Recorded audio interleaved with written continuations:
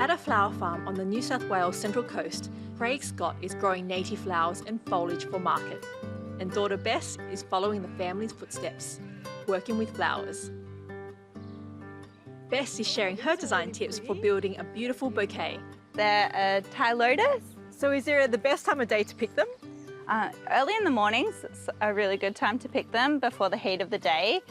And then also getting them into really deep water really quickly is good. And do you have to remove the lower foliage? It is good to remove some of the lower foliage just so that more water can go straight to the flower.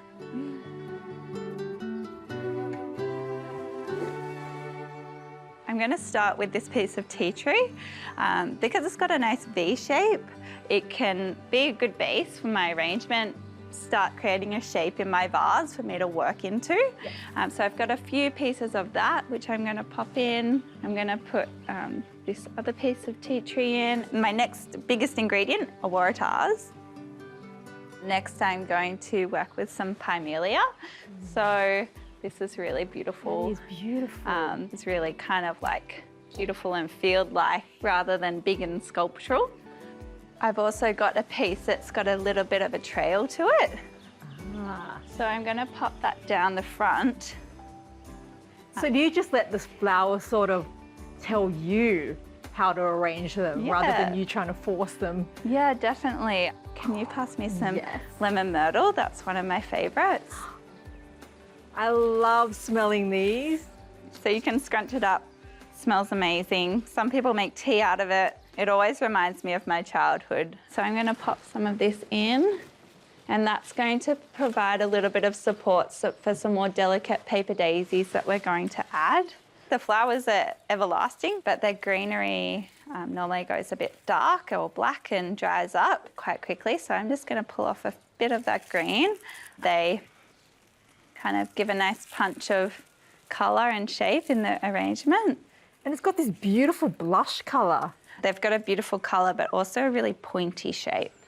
We've got them hanging on the roof in the shed. We like to dry them out to use them in dried bouquets as well.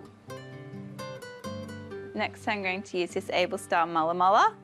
It's like little pom-poms. That is going to add to my wild garden-like bouquet and give me a bit more structure.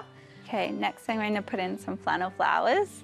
So they've got some really nice white, bright white colour. Would it be too heavy just to put them all in one spot?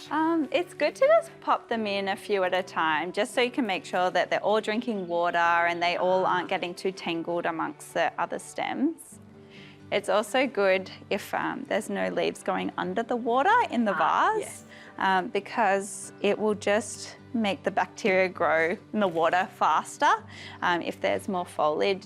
Flannel flowers is one that you really work with the natural shape of the flowers as well. You can see they're like do their own thing. You just have to let them. You're not forcing me to go a certain way. No, there's no hope. So you just have to let them do their thing, which is a really nice part of arranging flowers.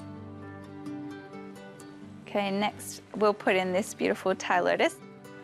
It's got such nice, tall, straight stems. So that's going to give us some nice straight height in the bouquet.